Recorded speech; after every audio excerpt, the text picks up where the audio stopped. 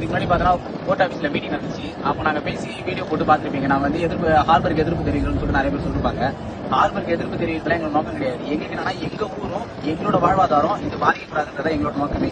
இன்னைக்கு இவ்வளவு போட்டு இங்க கட்டியிருக்கு, நாளைக்கு ஹார்பர் வந்துச்சுன்னா இந்த போட்டெல்லாம் நாளைக்கு எங்க கட்டுவாங்க? அதே மாதிரி பார்த்தோன்னா ஒருத்தவங்க சம்பாதிக்கிறதுக்காக ஒருத்தவங்க ஒரு தனிப்பட்ட ஒரு தனியார் நிறுவனம் ஒரு முதல் போடுது, அவங்க சம்பாதிப்பாங்க. அவங்க சம்பாதிக்கிறதுக்காக எங்களோட வீடு எங்களோட நிலம் எங்களோட எல்லாத்தையுமே பார்த்தோன்னா போற ஒரு கண்டிஷன்ல இருக்கு. அதுக்காக மட்டும் தான் இந்த ஹார்பர் நாங்க எதிர்ப்பு தெரிவிக்கிறோமே தவிர மத்தபடி இந்த ஹார்பர் வரக்கூடாதுன்றதுல எங்க நோக்கம் கிடையாது.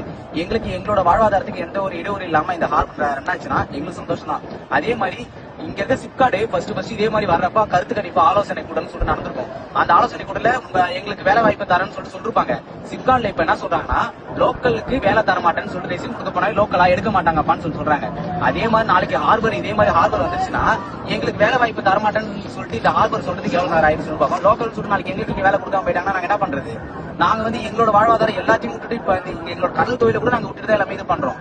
அப்படி இருக்கிறப்ப எங்களோட இதை நாங்க எப்படி விட்டுட்டு போவோம்? இந்த ஒரு விஷயத்துக்காக தான் நாங்க ஹார்பர் முற்றிலுமே எதிர்ப்பு தெரிவிக்கிறோம். தனியார் நிறுவனத்துக்காக அவங்களோட லாபத்துக்காக எங்க ஊரையோ எங்களோட இடத்தையோ எங்களோட கடலையோ எங்களோட படகு நிக்கிற இடத்தையோ நாங்க விட்டு கொடுக்க மாட்டோம். இந்த விஷயத்துல இதுக்காக தான் நாங்க வந்து எதிர்ப்பு தெரிவிக்கிறோமே தவிர ஹார்பர் வரக்கூடாதுதான் எங்களோட நோக்கம் கிடையாது. வந்துச்சுன்னா கடலூர் டெவலப் ஆகும் தான். கடலூர் டெவலப் ஆகுன்றதுக்காக எங்க ஊரை அழிச்சு கடலூர் டெவலப் ஆகும்னா எங்களால எப்படி ஏத்துக்க முடியும்? நிறைய பேர் கமெண்ட் பண்றீங்க கடலூர் டெவலப் ஆகும்னு சொல்லிட்டு. கடலூர் டெவலப் ஆகும் நாளைக்கு உங்க வீடு எடுப்பேன்னு சொல்லிட்டு சொன்னாங்கன்னா நீங்க விட்டுருவீங்களா உங்க வீடு எடுக்கிறதுக்கு?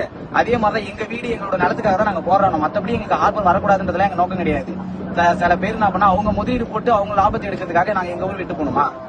இதுக்காக தான் நாங்க இது பண்றோம். தயவு செஞ்சு பார்த்தா நாங்க என்ன கருத்து சொல்றோம்னு சொல்லிட்டு அதை கொஞ்சம் புரிஞ்சுக்கோங்க. அதுக்காக தான் நாங்க போராடணும். மத்தபடி எங்களுக்கு வேற எந்த ஒரு நோக்கமும் கிடையாது. இந்த ஒரு விஷயத்துக்காக தான் நாங்க இது பண்றோம். இதே நாங்க தப்பா சரியான்னு சொல்லிட்டு நீங்களே சொல்லிட்டு கமெண்ட் பண்ணுங்க.